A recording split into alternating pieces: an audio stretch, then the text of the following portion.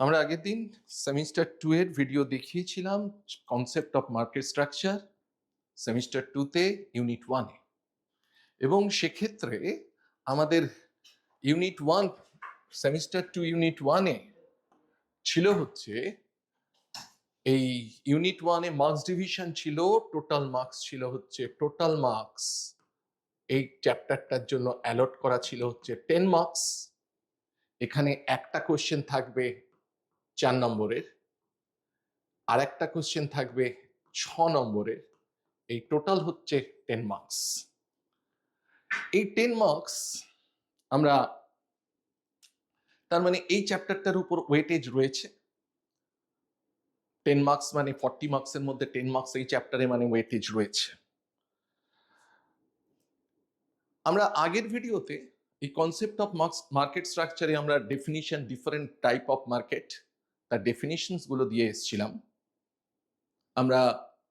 তারপর সেখান থেকে পারফেক্ট কম্পিটিটিভ মার্কেট ধরেছিলাম, পূর্ণ প্রতিযোগিতামূলক বাজার।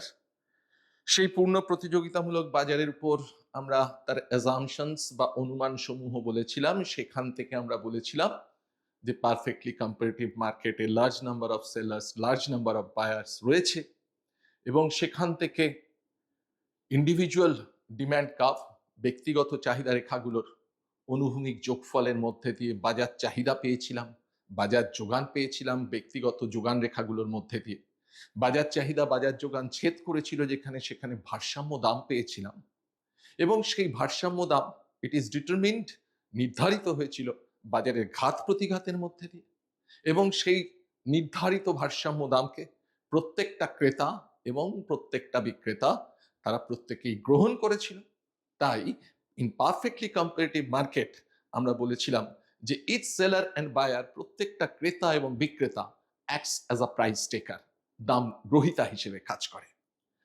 সেখান থেকে আমরা একটা ইন্ডিভিজুয়াল ফার্ম, অসংখ্য সেলারের মধ্যে একটা ইন্ডিভিজুয়াল ফার্ম বা একজন ইন্ডিভিজুয়াল সেলার, সে কি ডিম্যান্ড ফেস করে, হরাইজন্টাল ডিম্যান্ড ফেস করছিল, সেটা আমরা দেখিয়ে এসেছি।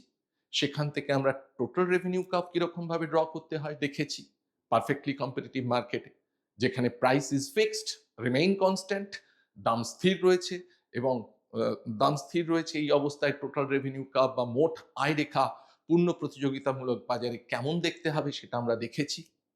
আমরা সেখান থেকে গড় আয় বা অ্যাভারেজ রেভিনিউ, সেটাকে আমরা এক্সপ্লেইন করেছি। মার্জিনাল রেভিনিউ, প্রান্তিক আয় কিভাবে পাবো সেটাকেও আমরা এক্সপ্লেন করে এসেছি আগের ভিডিওতে অবধি। এখন এরপর আমরা পারফেক্ট কম্পিটিটিভ মার্কেটে সেলার এবং বায়ার আছে। এখন ওই ইন্ডিভিজুয়াল ফার্ম, সেই ইন্ডিভিজুয়াল ফার্মের প্রফিট ম্যাক্সিমাইজ কি করে হচ্ছে আমরা দেখেছিলাম যে আমরা টোটাল রেভিনিউ কার্ভকে দেখেছিলাম পারফেক্টলি কম্পারেটিভ মার্কেটে টোটাল রেভিনিউ কার্ভ দেখতে ছিল হচ্ছে এদিকে অ্যামাউন্ট অফ গুড সোল্ড, এদিকে মেপেছিলাম total revenue, and the total revenue curve is 45-degree line. Because of that, যে রেটে এক্স বা অ্যামাউন্ট অফ গুড সোল্ড হয়েছে, সেই রেটে আমরা TR is equal to P starred into X রেখেছিলাম। এই পি স্টার্টটাকে বলেছিলাম this is the equilibrium price which is settled down by the market mechanism, এবং সেই জায়গায় দাঁড়িয়ে বলেছিলাম এক্স যতখানি বাড়বে টিআর ততখানি বাড়ছে, ফলে টিআর কার্ভটা ছিল হচ্ছে 45-ডিগ্রি line in perfectly comparative market. এই জায়গায় দাঁড়িয়ে আমরা যখন কস্ট অফ প্রোডাকশন পড়েছিলাম সেমিস্টার 1 এ, সেই কস্ট অফ প্রোডাকশনে আমরা দেখেছিলাম যে এদিকে টোটাল কস্ট কার্ভ দেখেছিলাম, অ্যান্ড টোটাল কস্ট কার্ভ বা মোট ব্যয় রেখাটা ছিল হচ্ছে উল্টানো এস আকৃতির, যেখানে ইট স্টার্টেড ফ্রম টিএফসি, মোট স্থির ব্যয় থেকে টোটাল কস্ট কার্ভ শুরু হয়েছিল। আমাদের এই ছবিটায় এইখানে আমরা করেছি কি, টিএফসি কে জিরো রেখেছি। টিএফসি কে জিরো রাখবার ফলে the curve, total cost curve, this is started from origin, তার মানে মোট ব্যয় রেখাটা মূল বিন্দু থেকে শুরু হয়েছে। আমাদের এখানে মোট ব্যয় রেখা ছিল হচ্ছে total cost curve, and this is total revenue curve. এবং টোটাল কস্ট কার্ভটাকে আমরা মূল বিন্দু থেকে শুরু করেছি, আমরা ধরে নিয়েছি, অ্যাজিউম করে নিয়েছি যে টোটাল ফিক্সড কস্ট ইজ 0। এই সিচুয়েশনে দাঁড়িয়ে আমরা দেখতে পাচ্ছি যে up to origin, that is 0, up to এই পর্যন্ত, এতখানি পর্যন্ত, এখানকার যে কোনো জায়গায় যদি একজন সেলার বিক্রি করত, তাহলে দেখতে পাচ্ছি যে অ্যাজ ফর এক্সাম্পল ধরে নেওয়া যাক, যদি সে x0 পরিমাণ বিক্রি করত, OX0 পরিমাণ, তাহলে OX0 পরিমাণ বিক্রি করলে তার টোটাল কস্ট হতো, টোটাল কস্ট কার্ভ হচ্ছে, টোটাল কস্ট কার্ভ দেখাচ্ছে যে টোটাল কস্ট হতো এতখানি, এবং total revenue that is 45 degree line, সেটা দেখাতো হচ্ছে, তার মানে টোটাল কস্ট দেখাতো এতখানি আর টোটাল রেভিনিউ দেখাতো এতখানি, টোটাল রেভিনিউ কার্ভ। ফলে এই সিচুয়েশনে হতো কি, total cost is greater than total revenue, and henceforth the individual firm is making a loss। তার মানে একজন বিক্রেতা, সে সেলার, এন্টারপ্রেনার, সে এখানে লস করছে। তার মানে এখানকার যে কোনো উৎপাদনে আপ টু OX1 পর্যন্ত যে কোনো উৎপাদনে দেখা যাচ্ছে টোটাল কস্ট টোটাল রেভিনিউ এর থেকে বেশি, ফলে লস হচ্ছে। তার মানে সে তার প্রফিট কিন্তু এখানে ম্যাক্সিমাইজ হওয়ার জায়গা নেই, প্রফিট তো হচ্ছেই না, লস হচ্ছে। আবার এই জায়গাটায় আসি, beyond beyond X2, beyond X2 যদি দেখি, তাহলে এইরকম সিচুয়েশনে, অর্থাৎ X2 এর পরে যদি সে বিক্রি করত, তাহলে ধরা যাক সে ফর এক্সাম্পল X3, তাহলে দেখতে পাচ্ছি এই সিচুয়েশনেও দেখতে পাচ্ছি এতখানি হচ্ছে তার টোটাল কস্ট আর এতখানি হচ্ছে তার টোটাল রেভিনিউ। তার মানে এক্ষেত্রেও দেখতে পাচ্ছি total cost is greater than total revenue. তার মানে সেখানেও তার, এখানেও তার লস হয়েছে। তার মানে লস হচ্ছে, এখানেও লস হচ্ছে এই পোর্শন বিলো X1, আবার লস হচ্ছে বিয়ন্ড X2, সেখানেও লস হচ্ছে। Now the situation in between X1 and X2, X1 and X2 এর মধ্যে আমরা দেখতে পাচ্ছি যে total revenue, say for example যে যদি সে এতখানি বিক্রি করত, X4 অ্যামাউন্ট, X4 অ্যামাউন্ট যদি বিক্রি করত, তাহলে দেখতে পাচ্ছি তার টোটাল রেভিনিউ হচ্ছে এতখানি, আর টোটাল কস্ট কার্ভ বলছে টোটাল কস্ট হচ্ছে এতখানি। এই জায়গাটাই কিন্তু টোটাল রেভিনিউ টোটাল কস্টের থেকে এতটুকু বেশি হয়েছে। তবে দেয়ার ইজ এই জায়গাটায় কিন্তু প্রফিট হচ্ছে, প্রফিট হচ্ছে বা মুনাফা হচ্ছে। এখন তার মানে X1 এবং X2 এর মধ্যে যে কোনো পরিমাণ উৎপাদন সে যদি বিক্রি করত, তাহলে দেখতে পাচ্ছি যে টোটাল রেভিনিউ টোটাল কস্টের থেকে বেশি, এবং সেক্ষেত্রে মুনাফা আসছে।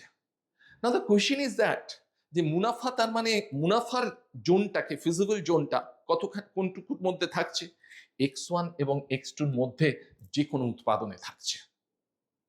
যদি টার্গেট হচ্ছে একটা ফার্মের, উৎপাদকের লক্ষ্য হচ্ছে যে প্রফিটটা কোথায় ম্যাক্সিমাম হবে, প্রফিট তো এখানে হচ্ছে প্রত্যেকটা জায়গায়, X1 আর X2 এর মধ্যে যে কোনো উৎপাদনে সে যদি বিক্রি করে তাহলে তার প্রফিট হচ্ছে, কিন্তু প্রশ্নটা দাঁড়াচ্ছে প্রফিটটা কোথায় ম্যাক্সিমাম হবে।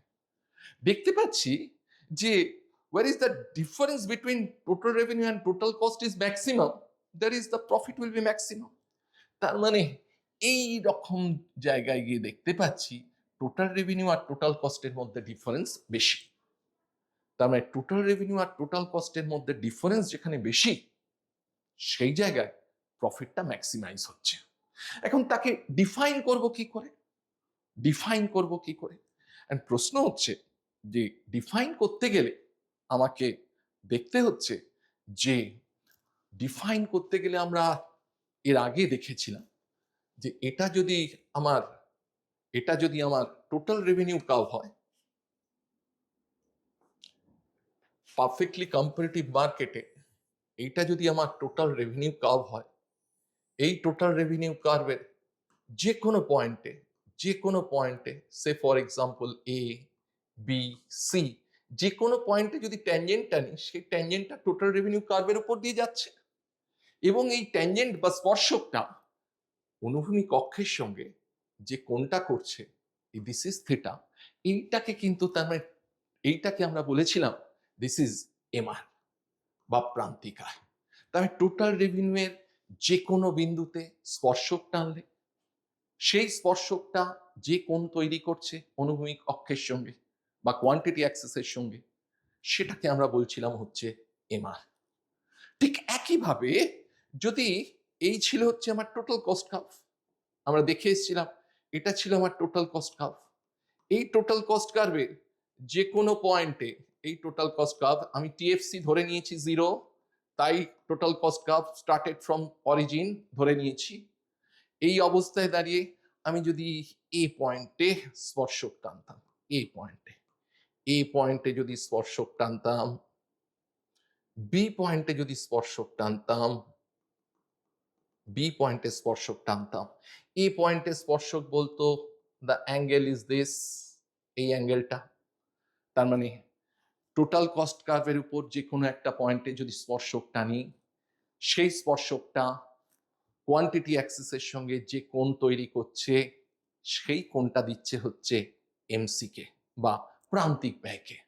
তার this is very interesting feature যে টোটাল রেভিনিউয়ের ওপর যে কোনো পয়েন্টে যদি ট্যানজেন্সি টানি, সেই ট্যানজেন্সিটা বা স্পর্শকটা যে অনুভূমিক অক্ষের সঙ্গে বা কোয়ান্টিটি অ্যাক্সিসের সঙ্গে যে অ্যাঙ্গেলটা তৈরি করছে, সেটা যেমন এমআর কে নির্দেশ করছে, ঠিক তেমনি টোটাল কস্ট কার্ভের উপর যে কোনো পয়েন্টে যদি একটা ট্যানজেন্ট টানি, সেই ট্যানজেন্টটা এমসি কে বা কোণটা, সেই ট্যানজেন্টটা যে কোণ তৈরি করছে, সেই কোণটা কিন্তু প্রান্তিক ব্যয়কে নির্দেশ করছে। তার মানে এ পয়েন্টে প্রান্তিক ব্যয় θ1, বি পয়েন্টে তো কোণটা আরো বেড়ে যাচ্ছে, কোণটা আরো ছোট হয়ে যাচ্ছে, এটা θ2, where θ2 is less than θ1। ও তার মানে at point B θ1 হচ্ছে এ পয়েন্টের এমসি, বি পয়েন্টের এমসি হচ্ছে θ2, বি পয়েন্টের এমসি হচ্ছে θ2। দেখতে পাচ্ছি তার মানে যত উৎপাদন বাড়ছে এমসি প্রথমে ছিল θ1 এ পয়েন্টে, বি পয়েন্টে হয়েছে θ2, θ1 ইজ গ্রেটার দ্যান θ2। তার মানে এমসিটা কি হচ্ছে, যে কোনটা তৈরি হচ্ছে তাকে বলছিলাম এমসি। তার মানে এমসিটা যত দ্রব্যের পরিমাণ সে উৎপাদনের পরিমাণ সে বাড়াচ্ছে, তত তার এমসিটা প্রথমে কমছে। তারপর অ্যাট পয়েন্ট সিতে যদি স্পর্শক টানি, তাহলে সেক্ষেত্রে যে অ্যাঙ্গেলটা হচ্ছে θ3, এই অ্যাঙ্গেলটা কিন্তু θ3 ইজ গ্রেটার দ্যান θ2। তার মানে আবার এমসিটা এই θ3 সি পয়েন্টের এমসি কে নির্দেশ করছে, তাহলে এমসিটা আবার বাড়ছে। তাই আমরা দেখে এসেছিলাম সেমিস্টার 1-এ এমসি কাপ প্রথমে কমেছে, তারপর এমসি কাপ বেড়েছে। তার মানে as amount of production rises, MC first falls, MC প্রান্তিক ব্যয় প্রথমে কমে এবং দেন প্রান্তিক ব্যয় বাড়ে। তার মানে এ থেকে বিতে যখন এলো প্রান্তিক ব্যয় কমছিল, তারপর বি থেকে যখন সিতে এলো প্রান্তিক ব্যয় বাড়ছিল, তাই এমসি রেখাটা ছিল ইউ আকৃতির। এটা আমরা সেমিস্টার 1-এ দেখে এসেছি। আমার এখানে এই জায়গাগুলোকে লাগাবো বলে আমরা এটাকে ডিসকাস করছি, এই জায়গাগুলোকে আমরা অ্যাপ্রোচে নিয়ে আসবো বলে আমরা এটাকে ডিসকাস করলাম। তার মানে টিয়ার রেখার উপর যে কোনো পয়েন্টে যদি ট্যানজেন্ট টানি, স্পর্শক টানি, যে কোণটা তৈরি হচ্ছে সেটা এমআর। টিসি রেখার উপর যে কোনো পয়েন্টে যদি স্পর্শক টানি, সেই স্পর্শকটা যে কোণ তৈরি করছে, দ্যাট ইজ এমসি, প্রান্তিক ব্যয়। Let us, very good.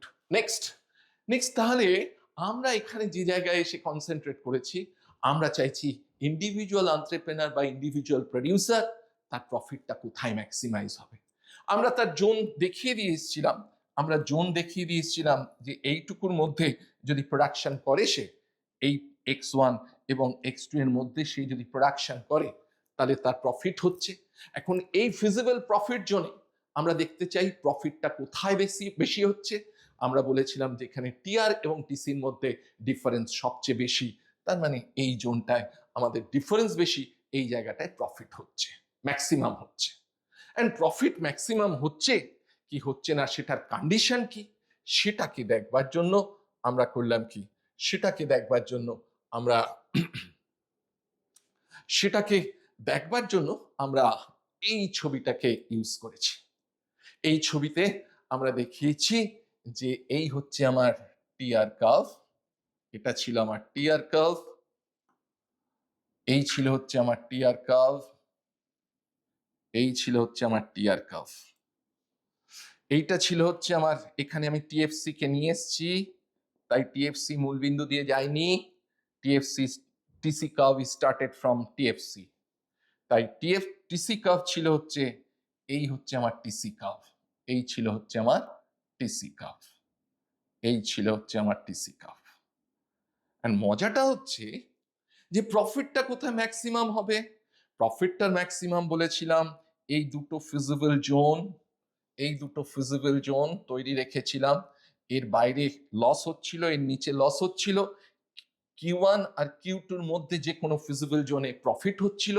Now the question is profit, where the profit will be maximum, মুনাফার সর্বোচ্চীকরণ কোথায় হবে, বলেছিলাম টিআর আর টিসির মধ্যে যেখানে ডিফারেন্স সবচেয়ে বেশি, তো টিআর আর টিসির মধ্যে ডিফারেন্স সবচেয়ে বেশি পেয়েছি আমি এই জায়গাটা, টিআর আর টিসির মধ্যে difference, profit is maximum profit, সেটাকে আমরা দেখিয়েছি ম্যাক্সিমাম প্রফিট। এই ম্যাক্সিমাম প্রফিট তার মানে কন্ডিশন কি, ম্যাক্সিমাম প্রফিটের কন্ডিশন হচ্ছে এই টিআর রেখার উপর স্পর্শক টেনেছি, যে স্পর্শকটা তৈরি হয়েছে সেটা যে কোণ তৈরি করেছে সেটা হচ্ছে এমআর। ন্যাচারালি টিসি রেখার এই বিন্দুতে একটা স্পর্শক টেনেছি, এই যে স্পর্শক টেনেছি, এই স্পর্শকটা যে তো কোণ তৈরি করছে সেটা হচ্ছে এমসি বলে এসছি। এই অবস্থায় দেখতে পাচ্ছি, আমরা ছোটবেলায় পড়েছিলাম যে দুটো সমান্তরাল রেখা যদি থাকে এবং তার একটা ছেদক থাকে, তাহলে এই দুটোকে আমরা কোণকে আমরা বলি অনুরূপ কোণ, তার মানে এই কোণটা যদি থিটা হয় তাহলে এই কোণটাও থিটা। এই অবস্থায় দাঁড়িয়ে বলেছিলাম যে এম টিসি রেখার উপর এই যে স্পর্শক, এই স্পর্শকটা যে কোণ তৈরি করলো দ্যাট ইজ থিটা। এই টিআর রেখার এইচ বিন্দুতে আমি স্পর্শক টেনেছি, এই স্পর্শকটা যে কোণ তৈরি করেছে দ্যাট ইজ থিটা। কেন দুটোকে, এটাকে যদি থিটা ওয়ান বলি, এটাকে যদি থিটা টু বলি, তাহলে দেখতে পাচ্ছি থিটা ওয়ান হচ্ছে আমার কাছে থিটা ওয়ান, তার মানে টিসি রেখার উপর স্পর্শক কোণ তৈরি করেছে থিটা ওয়ান, তার মানে এমসি হচ্ছে আমার কাছে থিটা ওয়ান।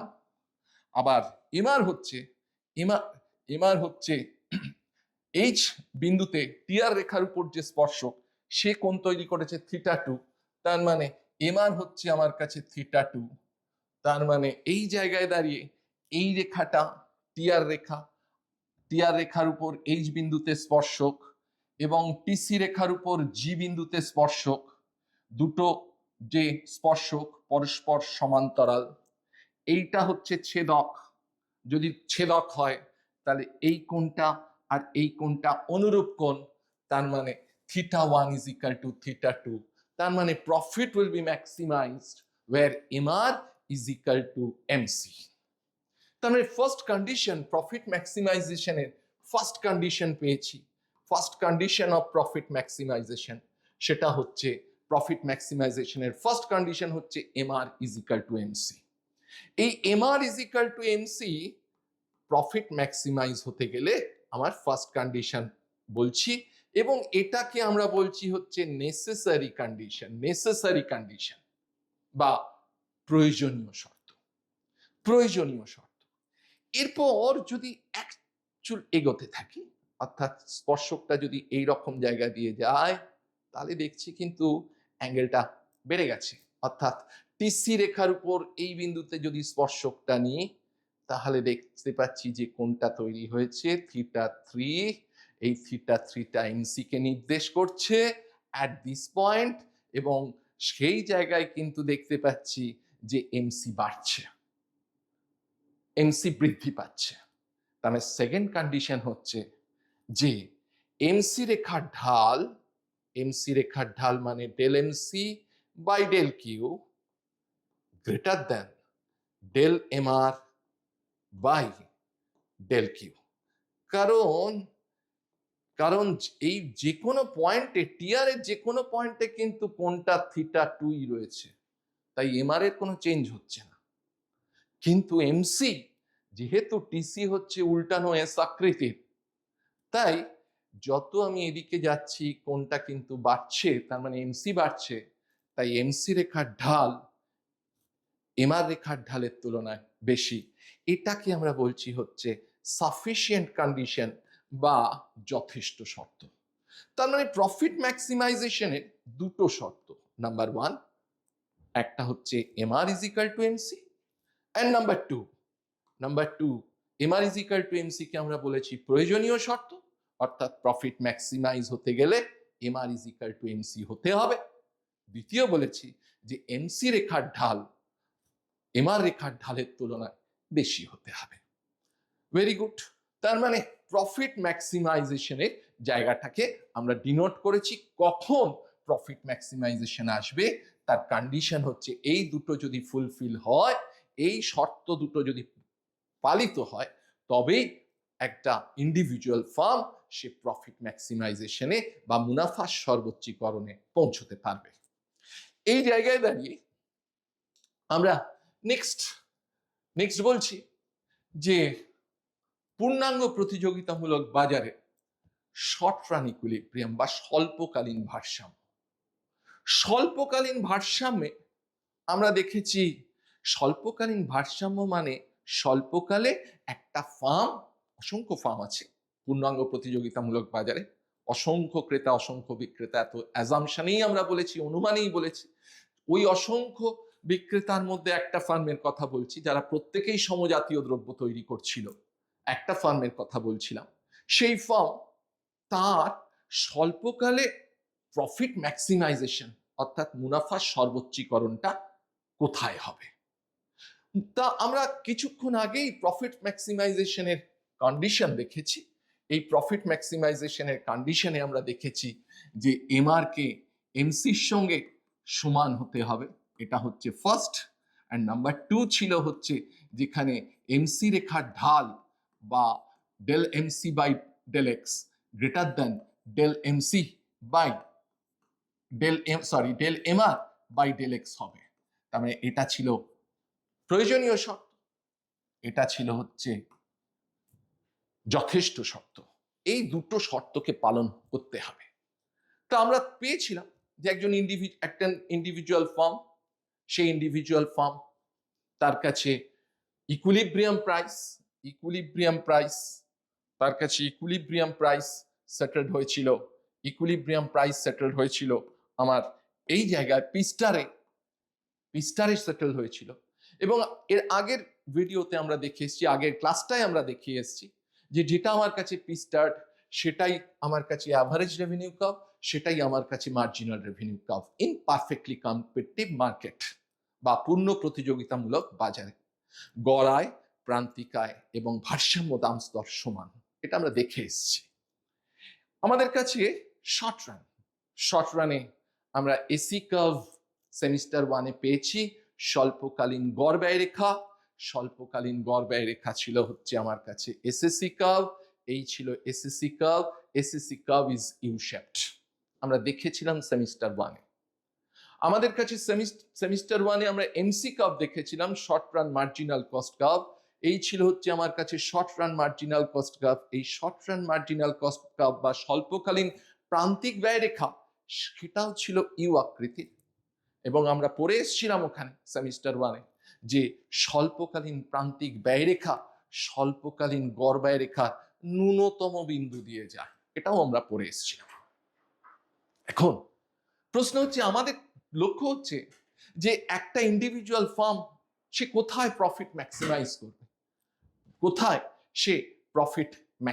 করবে, আমরা তার কন্ডিশন দিয়েছিলাম যে প্রফিট ম্যাক্সিমাইজেশনের কন্ডিশনে প্রথম লিখেছিলাম MR is equal to MC হতে হবে। তো ভাই এটা প্রয়োজনীয় শর্তে আমি দেখলাম যে এই হচ্ছে আমার এমসি রেখা, আমি দেখতে পাচ্ছি এইখানে এই জি বিন্দুতে বা এইচ বিন্দুতে আমার এই পরিমাণ উৎপাদন যদি আমি করি, এই পরিমাণ উৎপাদন যদি আমি করি, তাহলে আমার যতখানি এমসি ততখানি হচ্ছে আমার এমআর। তার মানে MR is equal to MC. এই ফার্স্ট কন্ডিশন স্যাটিসফাই করেছে এইচ বিন্দুতে। সাইমালটেনিয়াসলি একইভাবে আর একটা জায়গা অর্থাৎ ই পয়েন্ট, এই ই পয়েন্টে যদি আমি এম পরিমাণ দ্রব্য বিক্রি করি, অর্থাৎ ও এম পরিমাণ দ্রব্য বিক্রি করি, তাহলেও দেখতে পাচ্ছি এইটা ছিল হচ্ছে আমার এমসি। এমসি রেখা বলছে ও এম পরিমাণ উৎপাদনে এমসি হচ্ছে ইএম। আবার মার্জিনাল রেভিনিউ বা প্রান্তিক আয়ও বলছে, প্রান্তিক আয় রেখাও বলছে ও এম পরিমাণ উৎপাদনে প্রান্তিক আয়ও হচ্ছে ইএম। তার মানে ই বিন্দুতেও সাইমালটেনিয়াসলি যেমন এইচ বিন্দুতে MR is equal to MC অর্থাৎ ফার্স্ট প্রয়োজনীয় শর্তটা পালিত হয়েছে, তেমনি ই বিন্দুতেও কিন্তু এই প্রয়োজনীয় শর্তটা কিন্তু প্রথম প্রয়োজনীয় শর্তটা মুনাফার সর্বোচ্চীকরণের সেটা কিন্তু পালিত হয়েছে। Now the second condition. Second condition ছিল প্রফিট ম্যাক্সিমাইজেশনে দেখিয়েছিলাম যে এমসি রেখার ঢাল must be greater than MR রেখার ঢাল। এমআর রেখার ঢালের তুলনায় এমসি রেখার ঢাল বেশি হবে। এখানে আমি দেখতে পাচ্ছি এমসি কমছে, তার মানে MC is negatively sloped, MR is constant. MR curve বলছে MR is constant, MC is negatively sloped. উল্টো দিকে ই পয়েন্টে, এইচ পয়েন্টে বলেছিল এমসি কমছে, শুধু কমছে না, এমসি ইজ নেগেটিভলি স্লোপড এইচ পয়েন্টে। ই পয়েন্টে বলছে MC is rising, that means MC is positively sloped, but MR is constant. তার মানে definitely at this point the second condition, MC রেখার ঢাল MR রেখার ঢালের তুলনায় বেশি। Henceforth the equilibrium will be achieved at point E. Equilibrium will be achieved at point E. যেহেতু এই প্রয়োজনীয় শর্ত এবং যথেষ্ট শর্ত দুটোই পালিত হচ্ছে ই বিন্দুতে। প্রয়োজনীয় শর্ত এইচ বিন্দুতে শুধুমাত্র প্রয়োজনীয় শর্ত পালিত হয়েছে, কিন্তু যথেষ্ট শর্ত পালিত হয়নি। তাহলে প্রফিট ম্যাক্সিমাইজ হচ্ছে, মুনাফার সর্বোচ্চীকরণ ঘটছে ই বিন্দুতে। তাই একজন উৎপাদক স্বল্পকালে মুনাফার সর্বোচ্চীকরণের জন্য কতখানি উৎপাদন করবে, মুনাফার সর্বোচ্চীকরণ যেহেতু শর্ত দুটো পালিত হয়েছে ই বিন্দুতে, তাই সে উৎপাদন করবে ও এম পরিমাণ। এখন প্রশ্ন হচ্ছে, এই জায়গায় দাঁড়িয়ে যে প্রশ্নটা দাঁড়াচ্ছে সেটা হচ্ছে যে যে সত্যি কি ও এম পরিমাণ উৎপাদন করলে ই বিন্দুতে মুনাফার সর্বোচ্চীকরণ ঘটছে? সেটা দেখবার জন্য আমরা করলাম কি, আমরা বললাম লেট আস সাপোজ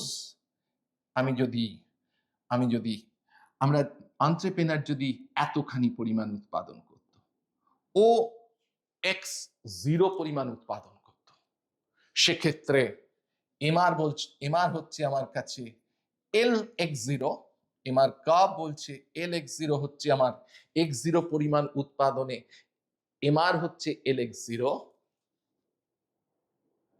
এমসি হচ্ছে এই এমসি কার্ভ, এই হচ্ছে আমার এমসি কার্ভ ছিল, তার মানে এমসি হচ্ছে এন এক্স জিরো,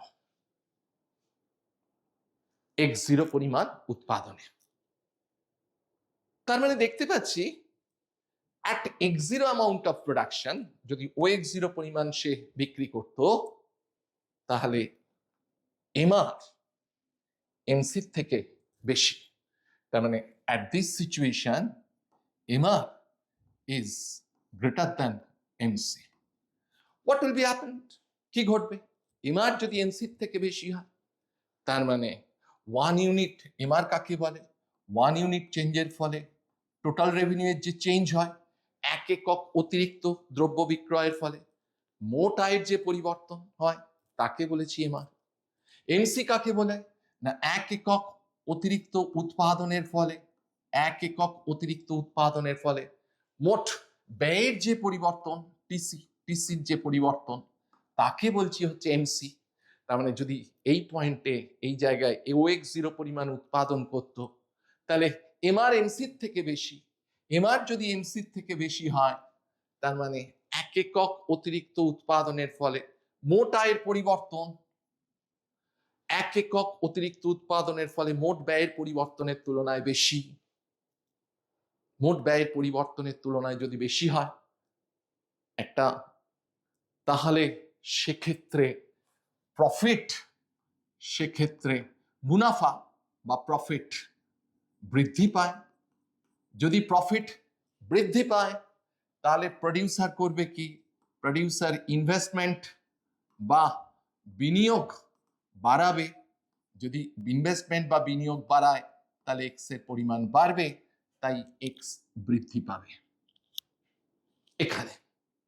এখন এক্স যখন বৃদ্ধি পাবে, এক্স বৃদ্ধি পাওয়ার সঙ্গে সঙ্গে the gap between MR and MC, the gap between MR and MC falls. Now how much? কতখানি এক্স বাড়াবো, কতখানি এক্স বৃদ্ধি পাবে? এক্স বৃদ্ধি পাবে এম পর্যন্ত, যেখানে MR is equal to MC হবে and del MC by del X greater than del MR by del X হবে। অর্থাৎ মুনাফার সর্বোচ্চীকরণের প্রয়োজনীয় শর্ত এবং যথেষ্ট শর্ত পালিত হবে অ্যাট ই পয়েন্ট। তার মানে ঘটনা হচ্ছে এইটাকে আমরা ব্যাখ্যা করলাম হচ্ছে স্বল্পকালীন ভারসাম্য। কেন আমরা ই বিন্দুকে স্বল্পকালীন ভারসাম্যের বিন্দু বলছি এবং কেন ওখানে মুনাফার সর্বোচ্চীকরণ ঘটছে সেটাকে আমরা ব্যাখ্যা করলাম।